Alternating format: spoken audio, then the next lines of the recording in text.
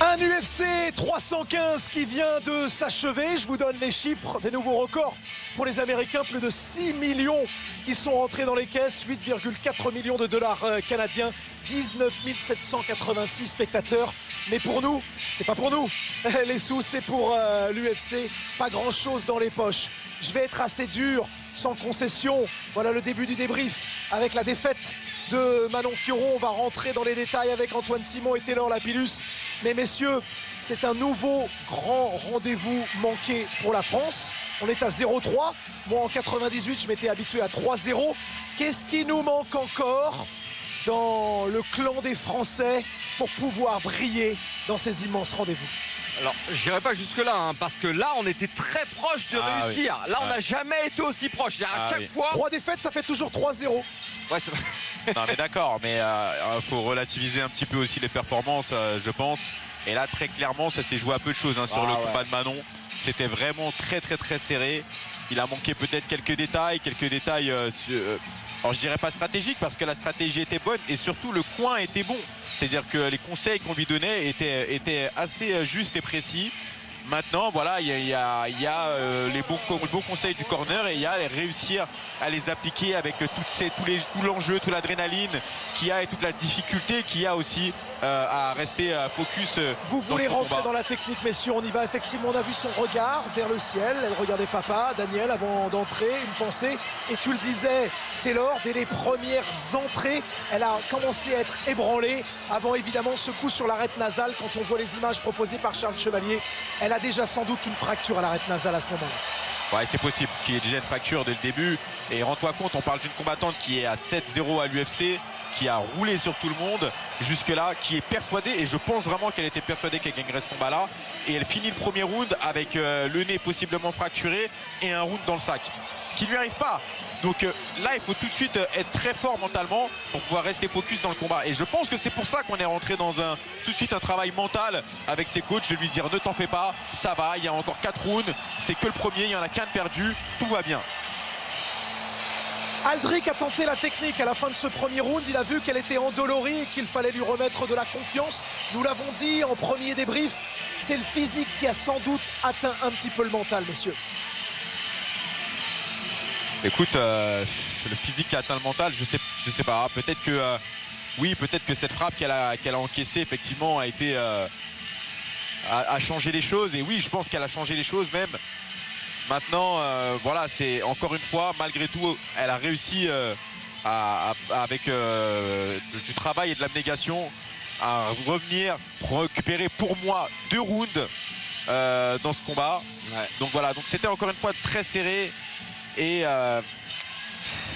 immensément, on entend ta détresse, ta déception, parce que ça pouvait changer, être un point de bascule pour le MMA français, très clairement. 48-47, un seul point, un seul round d'écart.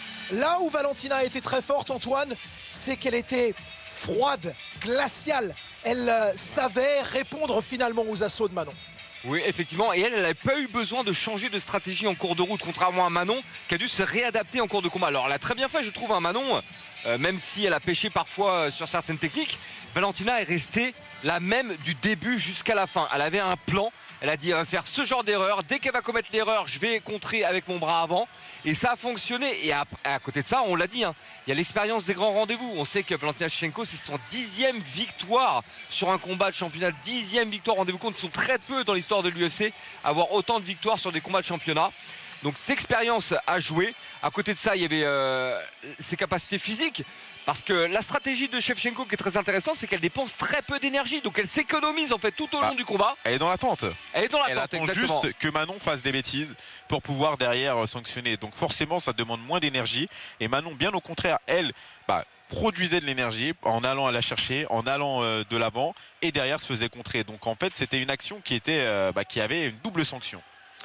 Quelques coups flashy et juste il y a un instant au micro de Pierre-Henri Cachera, je vais tenter de vous donner une bonne traduction. La championne a réagi après ce combat. Nous sommes en compagnie de Valentina Shevchenko. Nous avons l'honneur d'avoir ses premières réactions avec nous. Valentina, 2 news today. A bad news for France because our French fighter lose. But deux nouvelles. On a une mauvaise nouvelle. On a une mauvaise nouvelle du coin des Français, mais la bonne nouvelle c'est que tu ne prends pas ta retraite, Valentina Shevchenko. that our deal was like if what Manon wanted, if she won, I retire. If I won, she retires. So like good news. Vous savez quoi? L'autre just bonne watch her nouvelle, c'est retire. que si So, Manon and gagnait, this je is prenais the ma thing retraite. that, I Si feel, vous when savez a quoi? person Aucune has de nos deux young age, ne va and I prendre sa feel like retraite all we are having young age, we have to fight as much as we can. And tant qu'on se because sent of jeune some stupid mentalement, words, maybe some physiquement, influence il faut was continuer. someone Il faut put in continuer her de mouth s'exprimer. to promote the fight or something like this. I don't want to that she will be ruined. She will ruin her career. So not happening Elle ne va this pas ruiner time. sa carrière, elle sera encore là. Elle a laissé la porte entrouverte, une toute petite meurtrière. Manon a vu la lumière, elle a su refermer la porte avec le métier. Mais là, on le sent, c'est plutôt un message positif pour son adversaire. Et pourquoi pas une revanche, messieurs? Parce qu'effectivement, c'est pas une défaite cuisante, Taylor. Alors qu'à 48-47, on peut prétendre à demander une seconde chance. Bien sûr, on peut prétendre demander une seconde chance. On peut prétendre à demander une seconde chance même quand on a été mis KO en 30 secondes. Donc forcément, 48-47, ça a du sens.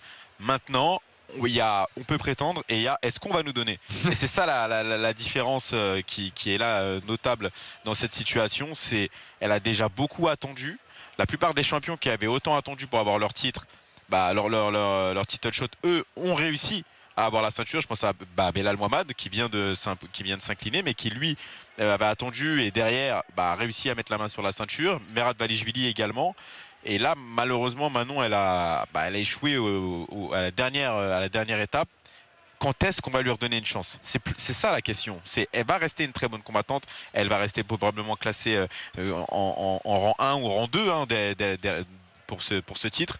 Mais quand est-ce qu'on va lui redonner l'opportunité de refaire le titre? Je pense alors qu'il y aura peut-être une nouvelle chance, mais pour cela, il faudra qu'elle regagne un ou deux combats. D'autant plus qu'on a vu Natalia Silva un peu plus tôt dans la soirée, qui a elle brillé contre Grasso. Et je pense que l'UFC va davantage se diriger vers une Natalia Silva-Shevchenko, qui est un combat inédit encore à l'UFC, plutôt que de redonner immédiatement la chance à Manon. Manon aura peut-être un combat ou deux à refaire derrière, mais si elle les gagne avec la manière, elle peut avoir une nouvelle chance. D'autant plus que Valentina peut décider de raccrocher les gants ou de changer de catégorie, qui sait. Il y a d'autres challenges qui s'offrent à elle et surtout elle a déjà tout gagné, Valentina. On sait à quoi tu penses. Oui. Si Amanda Nunes fait le call entre la vainqueur entre Juliana Peña et Kayla Harrison le 7 juin prochain, pourquoi pas aller chercher Amanda Nunes pour une trilogie. Elle a été méritante, Natalia Silva, et pourquoi pas effectivement Manon Fiorot. On va aller voir Dana White en conférence de presse pour lui demander s'il y a une incidence sur l'UFC Paris. Évidemment, vous vous en doutez. Pour l'UFC Paris, s'il a lieu en septembre, il y a un homme qu'on va revoir. C'est le God of War qui s'est imposé ce soir. Benoît Saint-Denis à l'intérieur de la deuxième reprise contre Kyle Prepolek. Messieurs, un combat où il est monté tranquillement en intensité dans la première reprise. Dixit BSD pour faire plaisir à mon nouveau coach. J'ai respecté ce qu'il attendait de moi. Et ensuite, il m'a permis de lâcher les chevaux. Il est allé chercher ce bras tête, cet arm triangle. Ouais, et belle soumission de Benoît Saint-Denis. Et on a retrouvé le Benoît Saint-Denis d'avant, c'est-à-dire tant dans le combat, surtout sur le deuxième round, que dans l'interview d'ailleurs, dans l'interview d'après combat. Et voilà, ça le relance et c'est bien pour lui. C'est bien pour lui, c'est bien pour nous parce que une défaite ce soir aurait été très difficile à mon avis. Et là, il s'est imposé avec la manière. Donc on est reparti pour une nouvelle croisade avec Benoît Saint-Denis. Ouais, c'est bien dit, effectivement, c'est reparti. Lui qui est de retour dans le cercle des vainqueurs. Tout à l'heure, on vous a offert un extrait de cette interview avec Pierre-Henri Cachera. Voilà le reste, comme ça les abonnés, vous avez l'intégralité. Ce type de finish, on retrouve le Benoît Saint-Denis très fort au sol. C'était aussi une façon de retrouver des fondamentaux. Je pense que vous avez retrouvé le Benoît Saint-Denis complet, qui amène la guerre un peu partout. Donc ça boxe, ça lutte, ça clinche, ça sait tout faire, ça fait tout et ça met beaucoup d'intensité dans tout ce que ça fait. Le premier round un tout petit peu plus tactique, c'est peut-être une des premières fois de ma vie que je fais un combat, un premier round aussi tactique, mais ça fait partie du jeu. Il faut savoir aussi, si on veut se développer aussi, il y aura des 5 rounds peut-être dans ma carrière, contre des mecs contre qui on ne pourra peut-être pas se permettre de prendre de liberté. Et donc voilà, le Benoît Saint-Denis, vous le retrouverez toujours par moment, et ça reste ma nature de base. Mais Nico, il est aussi là pour faciliter le travail, pour aller chercher le lever de la victoire à chaque fois. Avec cette fight week un petit peu rocambolesque et ce short notice, on a vu des loups sortir du bois un petit peu cette semaine. On sait notamment qu'un très haut classé, Gamrot, a fait manifestement fait part de son envie de vous affronter. Qu'en est-il de votre côté? Bah moi, là, on va retourner à la maison. On va boire 2-3 bières. On va se faire plaisir et je peux revenir très très vite parce que je me sens très bien, je me sens en forme, bien entouré. Et ouais, Gamrot, c'est une très très belle option. Surtout qu'il y a une revanche à prendre sur lui du côté français depuis sa victoire contre Barnaoui. Ça date, mais j'aime beaucoup Mansour et ça serait une belle opportunité je le respecte beaucoup, Gamrot, mais c'est une grande bouche et ça me ferait plaisir de lui amener un petit peu d'engagement dans la face. Évidemment, il y a l'UFC Paris qui est peut-être dans les tuyaux, n'a pas la confirmation encore. Ça pourrait être un timing qui vous correspond? Ça peut aussi, hein, bien sûr. J'aime combattre en France. Là, c'était un plaisir, un honneur de combattre dans un pays francophone, le pays en fait, de tous les premiers grands succès francophones. Georges Saint-Pierre, Valérie Le Tourneau, Patrick Côté. Donc voilà, un honneur, un privilège et ouais, recombattre à Paris avec grand plaisir. On a senti un énorme engouement autour de vous ici toute la semaine. Vous vous y attendiez à ça? J'ai le bonheur et la chance d'avoir un engouement certain de la part des gens. Je pense qu'on est des gens assez simples. C'est un sport qui est dur, donc on a le devoir d'essayer de prendre un peu de distance des fois, mais c'est un sport que les gens aiment, qui déchaîne beaucoup de passion. Et je suis très fier d'avoir autant de soutien, même si je sais que c'est pas facile pour les gens qui nous entourent au quotidien, mais on fait du mieux qu'on peut et on est très fiers et honorés de pouvoir porter leurs attentes et leurs passions. Merci beaucoup, Benoît. On espère vous revoir très vite. Du coup, vous êtes en bonne santé, c'était aussi le principal après ce combat. Merci. À bientôt. Beaucoup. Voilà, il donne envie. Hein. Nous aussi, on a envie d'un peu de houblon à consommer avec modération. Vous voyez un Benoît Saint-Denis beaucoup plus détendu. Pourquoi pas Gamrot bientôt ou alors en septembre. Antoine Taylor, Belal Mohamed face à JDM, Jack Della Maddalena. C'était l'opposition de style rêvé.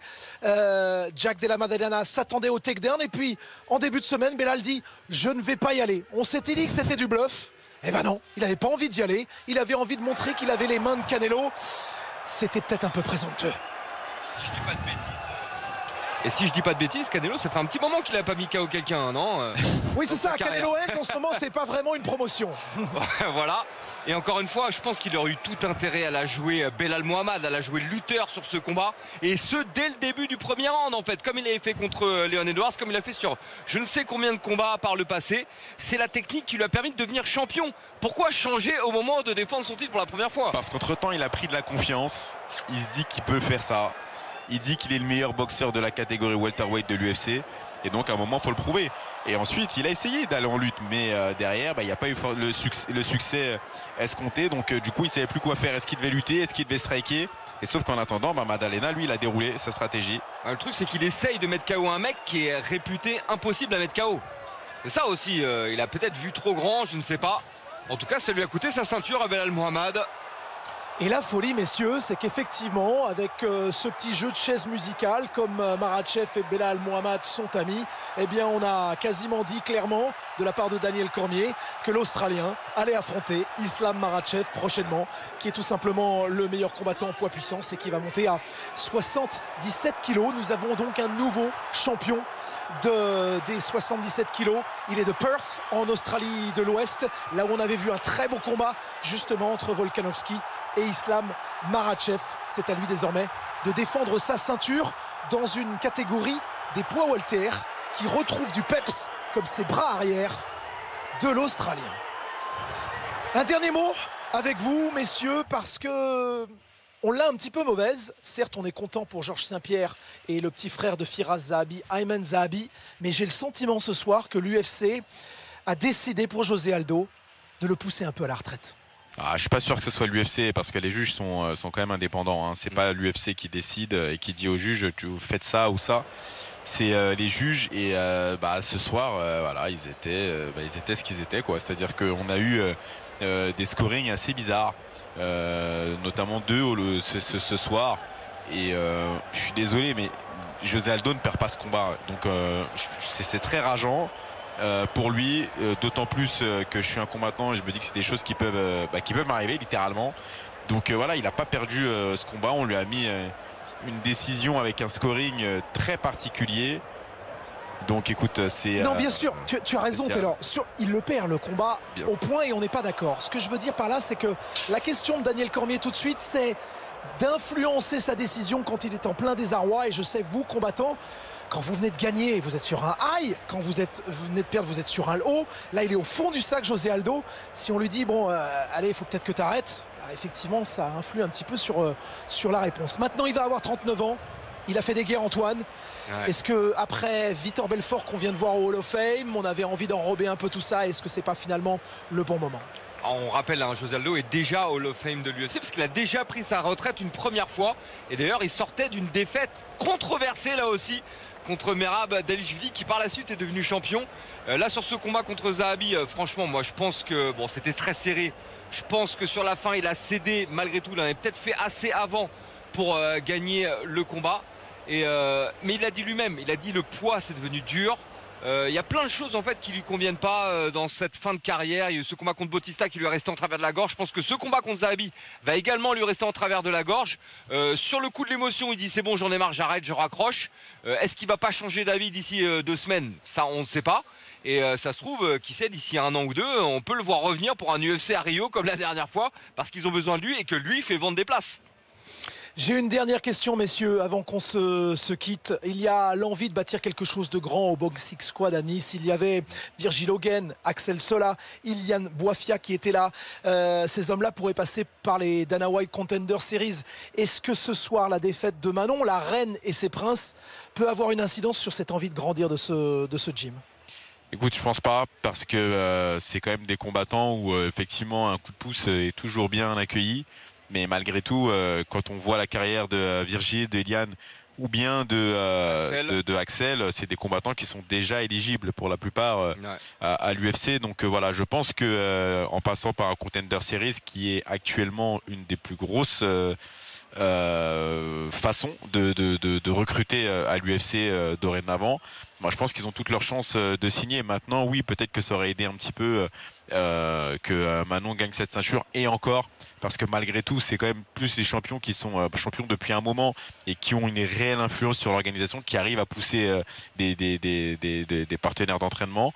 Donc voilà, mais je pense que malgré tout, les combattants du Boxing Squad qu'on vient de citer sont pour moi tous très proches de l'UFC.